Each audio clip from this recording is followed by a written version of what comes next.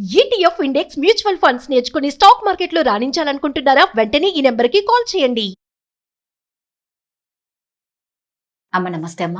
నమస్తే అమ్మా. అమ్మ, మన దాంట్లో పుట్టిన పెళ్లి చెయ్యాలి అన్న ఫస్ట్ మొదట జాతకాలు చూస్తూ ఉంటారు.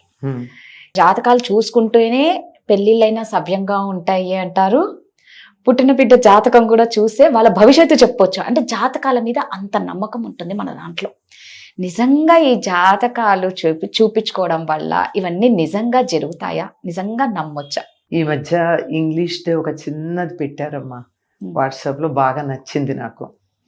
దేవుడే అన్నీ రాసేస్తాడు మన జీవితంలో అని చెప్పి అన్ని పేజీలు రాసి చివరి పేజీలో యూ కెన్ రైట్ ఆల్సో అని ఉంటుంది. దిస్ ఈజ్ ఫర్ యూ అని. సూపర్.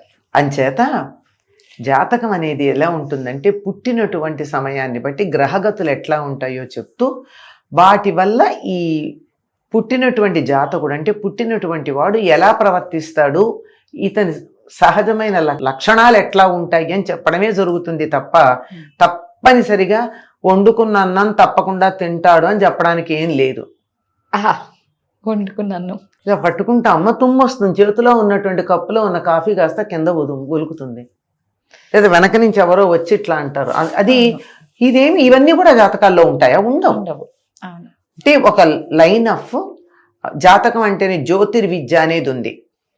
జ్యోతిష్ శాస్త్రం అంటారు. జ్యోతిష్ అంటే వెలుగు, మన జీవితానికి వెలుగు చూపిస్తుంది. అది బ్యాటరీ లైట్ లాంటిది.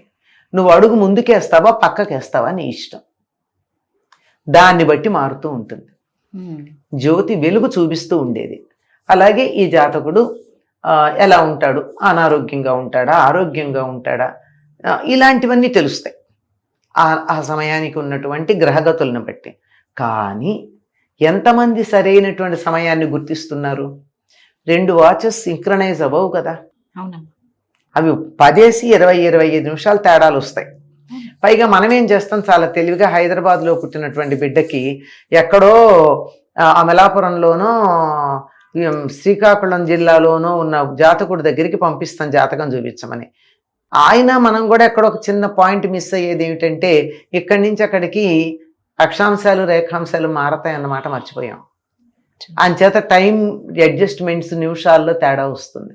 ఆ నిమిషాలు బట్టి అక్కడికి ఇక్కడికి తేడా ఉంటుంది. ఇవన్నీ కూడా ఐఎస్టీ రాయడంతో పాటు ప్లేస్ కూడా రాయాలి. ఇవన్నీ ఎక్కడ కన్సిడర్ చేస్తున్నారమ్మా? జనరల్గా లేదు. ఎందుకు పనికొస్తుంది అంటే వీళ్ళ లక్షణాలు ఏమిటి అని చెప్పడానికి పనికొస్తాయి. వీళ్ళు చదువుకుంటారా, వీళ్ళు వైద్యశాస్త్రంలో ఉంటారా, నిర్మాణ శాస్త్రం అంటే ఇంజనీరింగ్లో ఉంటారా, లేకపోతే సాహిత్యాభిమానంగా ఉంటారా, కళల్లో రాణిస్తారా, ఇలా ట్రేట్స్ ఏవైతే ఉంటాయో లక్షణాలు అవి చెప్పడానికి పనికొస్తుంది. అంతేగాని ప్రతి చిన్నది నీది కాదు. అది ఏం చెప్తుంది అంటే చెప్పాను కదా, అన్నం నీది ఎదురుగా పెడుతుంది, ఎన్ని ముద్దలు తింటావు నీ మీద ఆధారపడి ఉంది జ్యోతిష్ శాస్త్రం. జ్యోతిష్ వెలుగు చూపిస్తూ ఉంది, కాగడా అక్కడ నిలబడి ఉంది.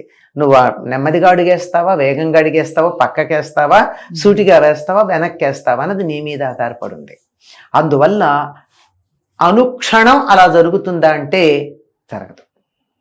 అలా జరగదా అంటే బ్రాడ్గా కనపడుతూ ఉంటుంది.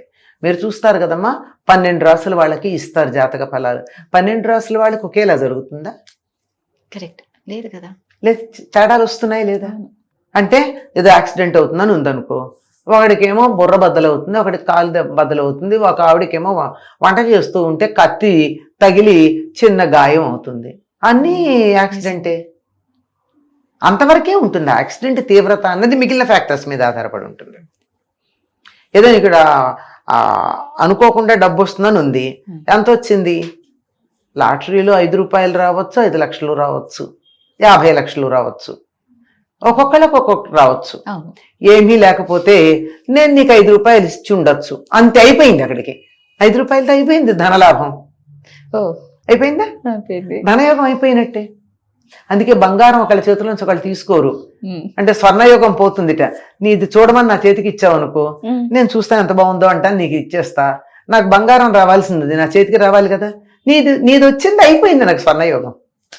ఇంత సటిల్గా ఉంటుంది గనక జ్యోతిష్ శాస్త్రాన్ని బ్రాడ్గా చూడాలి తప్ప డీటెయిల్డ్గా చూడాలంటే ఒక్క జాతకాన్ని సరిగ్గా సమయాన్ని గనక లెక్క కట్టినట్టయితే తల్లిదండ్రులది, అక్క చెల్లెళ్ళది, పెళ్ళైతే భార్య లేక భర్తది, పుడితే పిల్లలది, వీళ్ళందరి జాతకాలు కూడా స్టడీ చేసి వీటన్నింటి ప్రభావాన్ని తీసుకుని అప్పుడు ఆ జాతకుడి యొక్క జాతకాన్ని స్టడీ చేయాలి.